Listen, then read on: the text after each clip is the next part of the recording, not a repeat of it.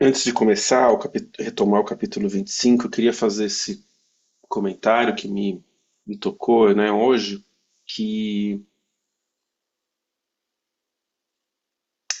a Vera, a gente estava conversando, né, Vera, e talvez a Vera faça o TCC dela lá para acupuntura, baseado nesse conceito dos três homens, entre aspas, né, dos três conjuntos de funções da mente, uma forma de agrupar as funções da mente, entender dinâmicas do nosso psiquismo que coexistem e que disputam espaço, né, na nossa mente. Não deveriam disputar tanto espaço, né, Vera? Deveria ter cada um ter o seu lugarzinho, mas na prática disputam espaço no nosso psiquismo e todo mundo tem isso, que é essa linguagem do pequeno homem ou o homem inferior, o grande homem e o homem superior. Todos nós temos esses três aspectos do psiquismo. Acho que todo mundo já teve isso comigo em algum momento, né? Quem já fez Xing, quem está estudando Xing já estudou isso bastante. Isso está Eu demorei para, no começo do meu estudo do Xing, entender que quando um texto de um oráculo, por exemplo, fala do pequeno homem, do homem inferior, quando fala do grande homem, não é um rótulo, né, para a pessoa, assim como se ela sempre fosse o homem inferior, ou aquela pessoa sempre é um homem superior, né? Não existe isso, né? Isso me ajudou, dentre inúmeras experiências na minha vida, de que todos nós temos essas três forças, né? E que nem existe uma hierarquia de melhor e pior entre elas, né? Todos nós temos que ter o nosso pequeno homem, que é ligado à alma corpórea, sobretudo, mas ligado também à força de vontade, para garantir nossa sobrevivência. Eu não posso, por exemplo, por um ideal, eu quero ajudar uma pessoa, eu passar do ponto da doação e me matar no processo, né? Quem coloca esse limite de levantar a mão e falar assim, ô dona consciência, presta atenção um pouquinho aqui que você tá sem comer, tá sem ir no banheiro, tá sem tomar banho, tá, sabe, você passou do ponto, para tudo, vai dormir, vai comer, não sei o quê. Isso é o pequeno homem na gente. Vocês entendem? Que é o lado do psiquismo que se preocupa com o aqui, o agora, a subsistência, a sobrevivência, o prazer, a dor, né? Esses aspectos momentâneos, muito ligados à alma corpórea.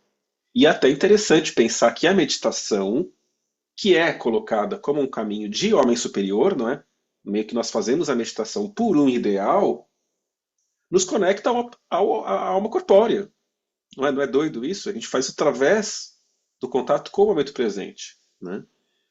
Mas a meditação bem feita, ela nos conecta a uma corpórea, reconhece o pequeno homem na gente, mas coloca ele no seu lugar devido, que é um aspecto que ajuda a consciência e não toma o controle da consciência. E eu estou dizendo tudo isso para dar um contexto, né? Que acho que todo taoísta hoje, especialmente brasileiro, né, mas acho que até mundial, se entristece, né, quando vê que hoje às 2 horas da manhã foi aprovado no Congresso lá um projeto de lei que libera o desmatamento, a mineração no Brasil de uma forma muito doida.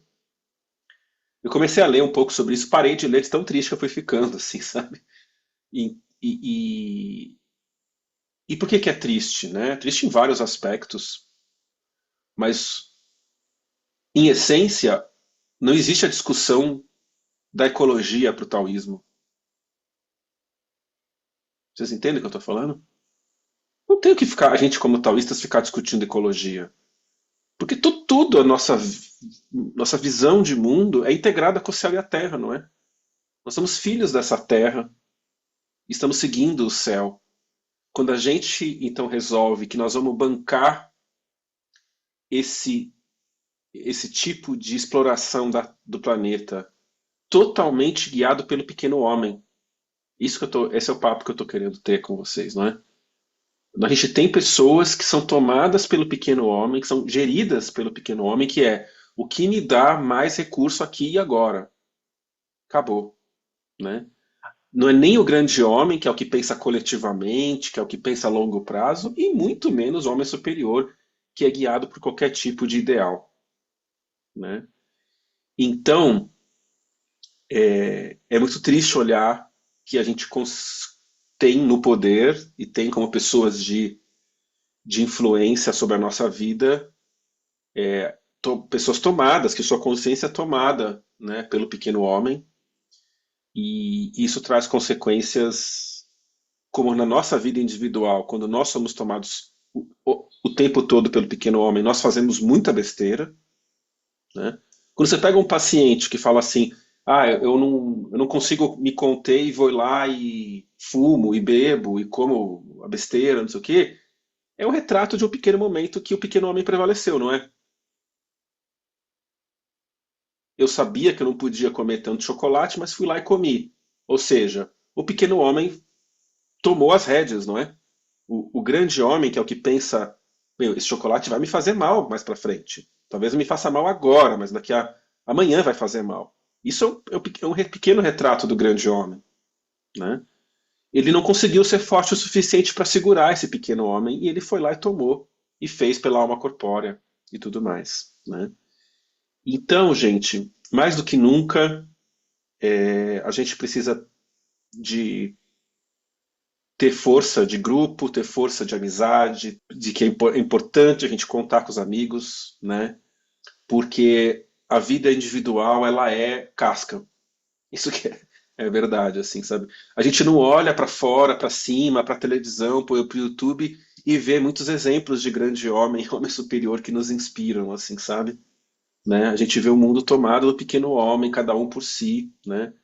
Esse regime tem um cara, o Vladimir Safatli, né, que é um professor da USP, filósofo, ele fala, né, a extrema-direita, ela ganha poder um dos aspectos que ela ganha muita popularidade hoje no mundo é reconhecer para as pessoas e falar explicitamente para as pessoas, não tem recurso para todo mundo, não tem dinheiro para todo mundo, não tem emprego para todo mundo. Então, vem com a gente que você vai ter o seu. E que se lasque o resto. Você entende? É o ultracapitalismo, é o neocapitalismo, sei lá que diabo que nome que você vai dar, né? Pós-capitalismo, sei lá. Mas o fato é isso, assim, nós somos o pequeno homem mesmo, sabe? A gente vai assumir isso, assim. É cada um por si e a gente vai se unir nos pequenos homens, né? Para que você tenha a melhor, a vida mais, você e sua família vão ter a vida mais rica possível aqui e agora. Vocês entendem isso? E isso é muito perigoso, isso é muito triste, né?